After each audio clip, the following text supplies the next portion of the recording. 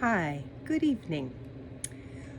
Today, I'm going to talk about 4 states that you can live in your RV in and are quite amenable to people living in their RVs.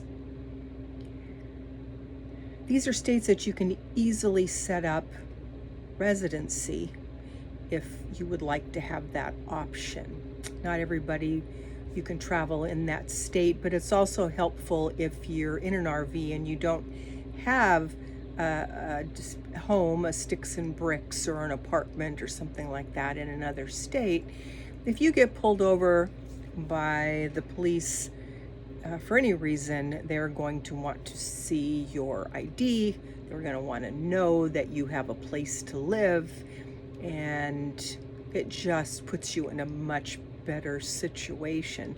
Doesn't mean you have to live in these states all the time, but you can get a driver's license, you can get insurance, you can get all of the things in these states, and have so that when you give somebody your license, and you're in that state, it's your resident, and or if you want to travel in other states. So it's always good to have the appearance of, even if you don't have sticks and bricks.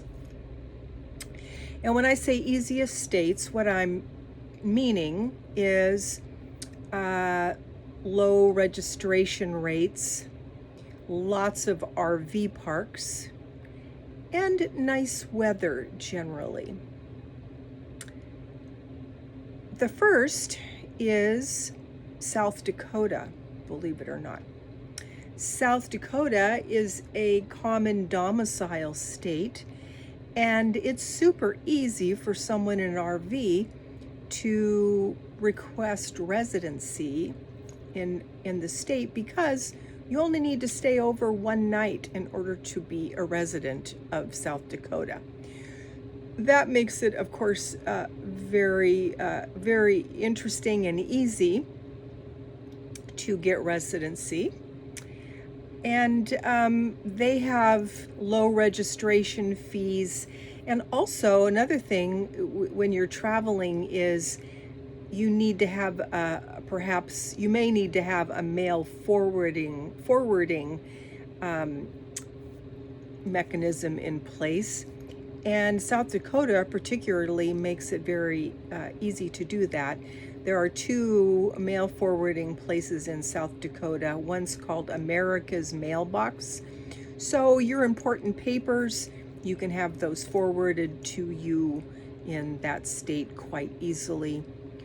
And the other one, so America's Mailbox, and the other one is Dakota Post. And both of those make it very easy to get your mail. For instance, have mail shipped to that address so that you can pick up an Amazon order, things like that. That makes it much easier. This state also has low-cost insurance for your vehicles. The downside, of course, is very cold winters. So that would be someplace you'd want to check in and stay for spring and fall and spring, summer, fall, but you wouldn't want to stay there for the winter.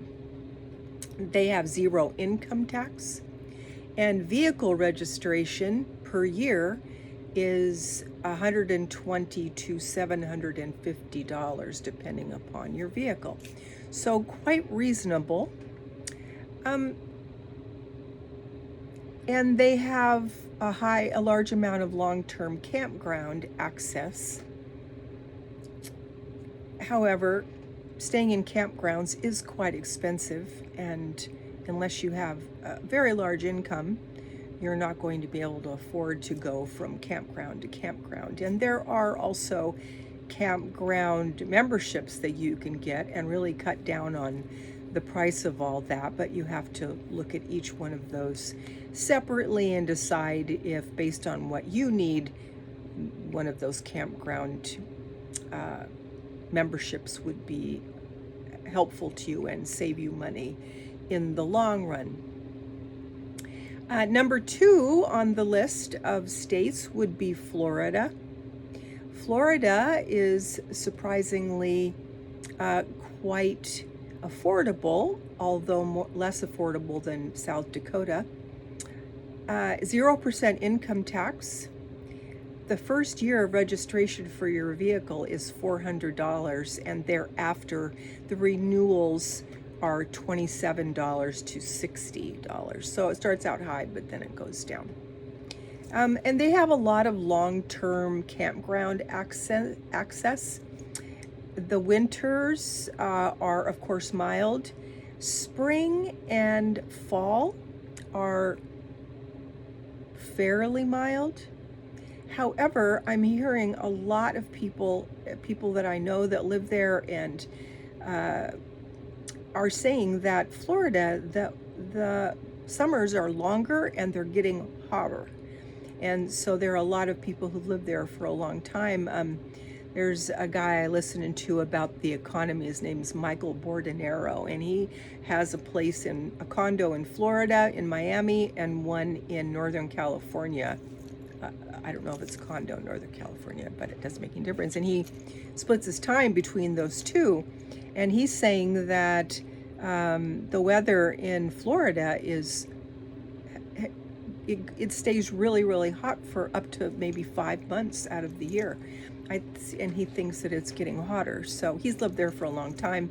I will take him at his word. I do not live there. So Florida is great. But again, if you can't afford to live in a campground every night, then it would not be for you necessarily. But it is a good option for the right person. Each one of these depends on your particular situation. Then number 3 would be Texas. 0% income tax. Registration for a vehicle per year is $110 to $850.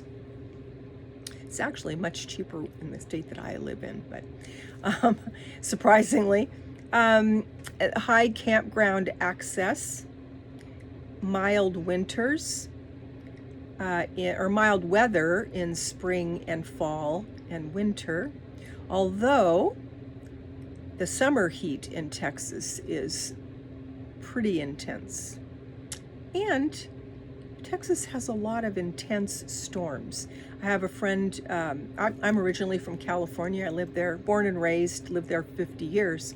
And a friend of mine who was in our church also left California. And I think maybe she's originally from Texas because some of her family is there. And the weather, everything is big in Texas. Well, the weather is big too. And that's the place where if you have a certain kind of a storm, you can have 1-inch size hailstones hailing down on your car. So probably not the best place to stay all year, but of course you could use that as your domicile state, and you can get an address through a mailbox company, and that might work for you as well. Number 4 is Arizona, and a lot of full-time RVers live in Arizona.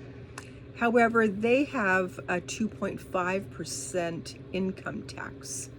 So that would be something, if you were domiciled there, that you would have to pay whether you were in the state at the time or not.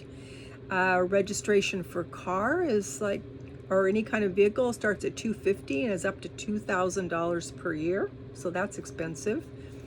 They have particularly in Arizona as well as New Mexico, there's a lot of BLM land, Bureau of Land Management land, which is owned by the government, and you can stay on that land for free.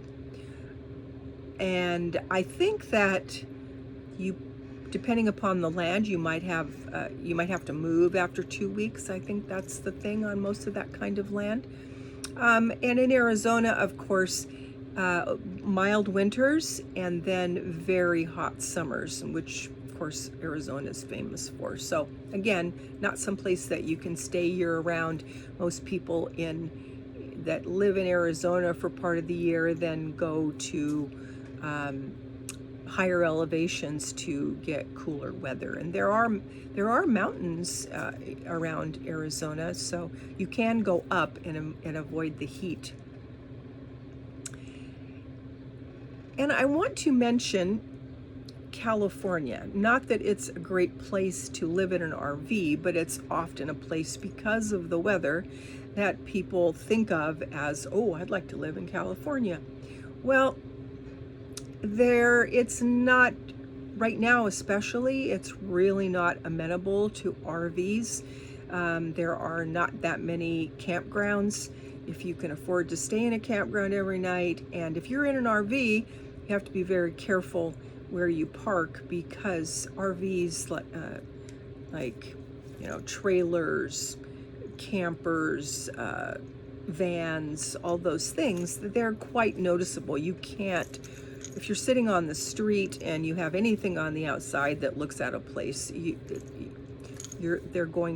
police are going to know that there's somebody sleeping in that. And you can get away with parking in front of apartments for a night and that kind of stuff. But they're having big problems in California right now with people, especially older people who have gotten priced out of the market. Rents went up, housing went up incredibly. And we left there 20 years ago because we couldn't really, even though we got a lot of money for the sale of our house, we couldn't turn around and buy anything that would be affordable, lower our mortgage rates, because the prices were shooting up so quickly. So we got out of there a long time ago for more than just the real estate, but that's another video. So there are a lot of people who just simply, older people especially, who just simply got priced out of the market, and it became on a fixed income. Maybe these people were living in apartments, and an average apartment in California is probably $2,500 for a $2,500 for a one bedroom. So they get priced out, and what do? They have to find an RV. So they find an old RV to live in, and if they don't have enough income, they can manage to scrape by. But if they don't have enough income, RVs, don't matter whether you have an old one or a new one, they break down.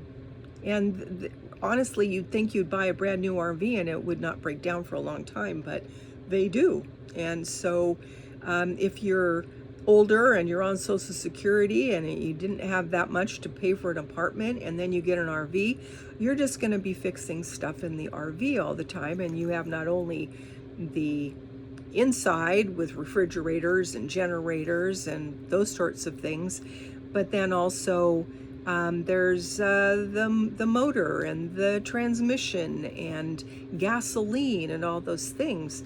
So if you're traveling in an RV, you need to be sure that you can really afford it. You don't want to get stalled somewhere and not be able to pay for a repair.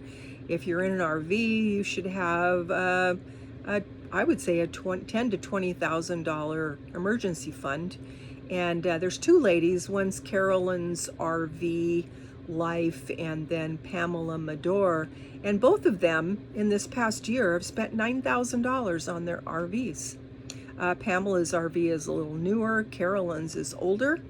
But I know there's another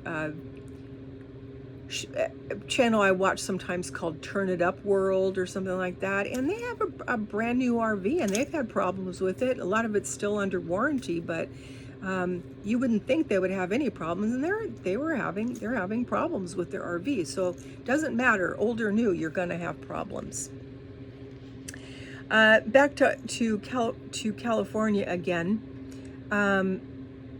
I think, my opinion is that if you want to travel in California, that a stealth minivan without anything on the outside that looks like there's solar panels on the roof or anything like that, probably your best bet in terms of being mostly stealth. There really is no such thing as completely stealth, because somebody could always figure out, but that would be a good idea. Now, if you're going to California and you know people out there like I do, friends and family, you could also, probably the safest thing to do if you have a smaller vehicle would be to ask them if you can park in their driveway, and perhaps rotate out on the street once a policeman has gotten used to seeing your car in front of the house, and then you could park on the street sometimes and you're not going to be bothered. But it's really tricky, especially in California.